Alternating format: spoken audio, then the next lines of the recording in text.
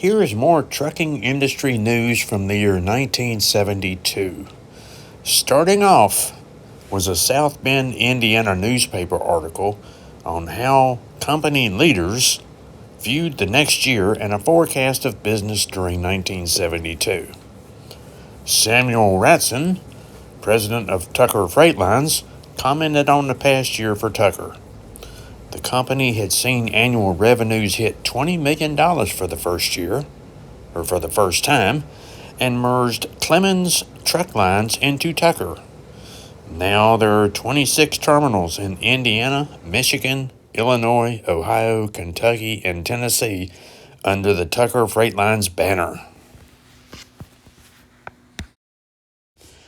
I don't usually have news about long-term trucking company executives in retirement, but I'll make an exception today since this one is filled with a career with several trucking firms.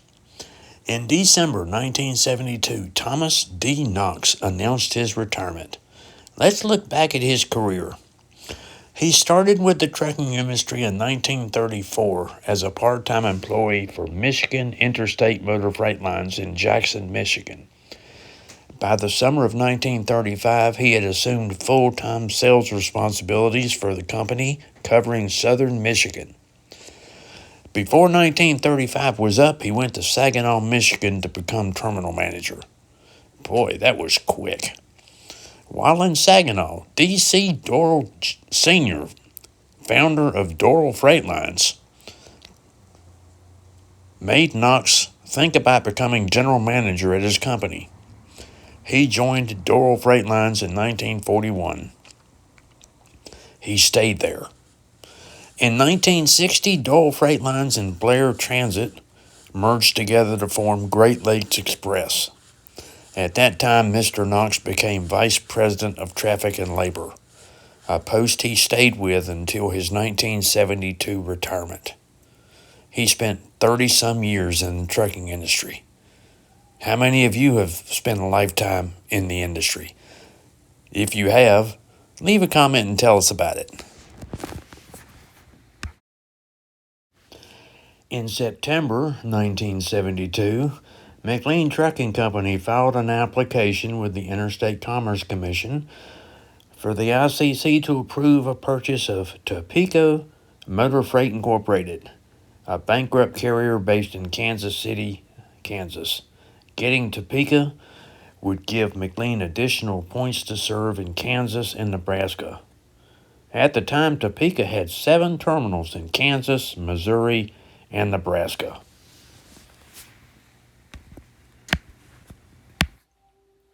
Now, at the end of this video of 1972 trucking history news, I'm going to show you some truck terminals that were prominently used in 1972, but I'm going to wait until the end to do it.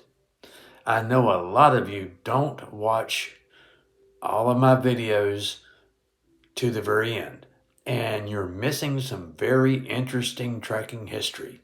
So, learn to stick around, will you? You won't believe what I've got for you.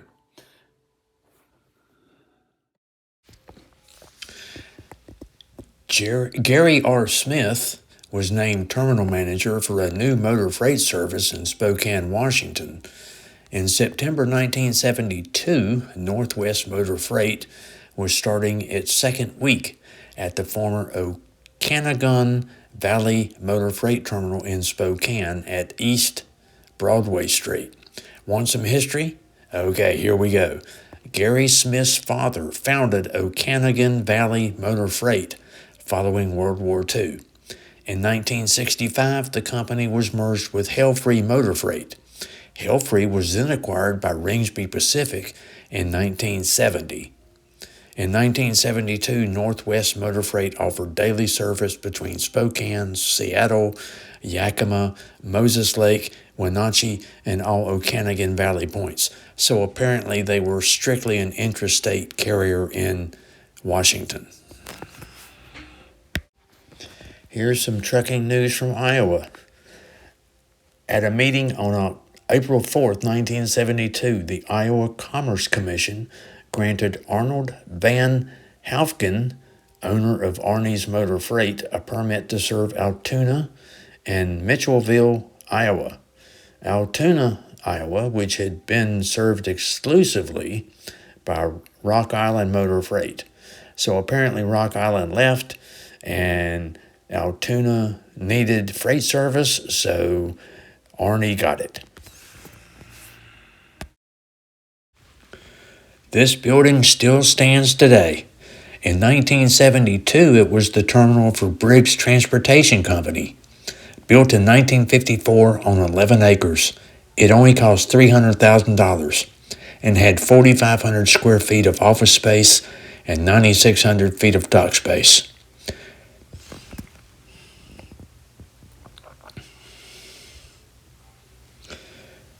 Here's the architectural drawing of what the new terminal looked like when it was built.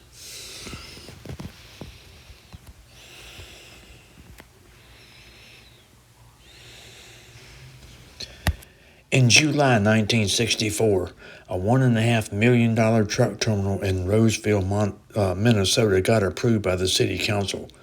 Murphy Motor Freight Lines wanted to build a 148-door terminal on a 30-acre site. And this is what the building looks like today. Murphy was in this building in 1972.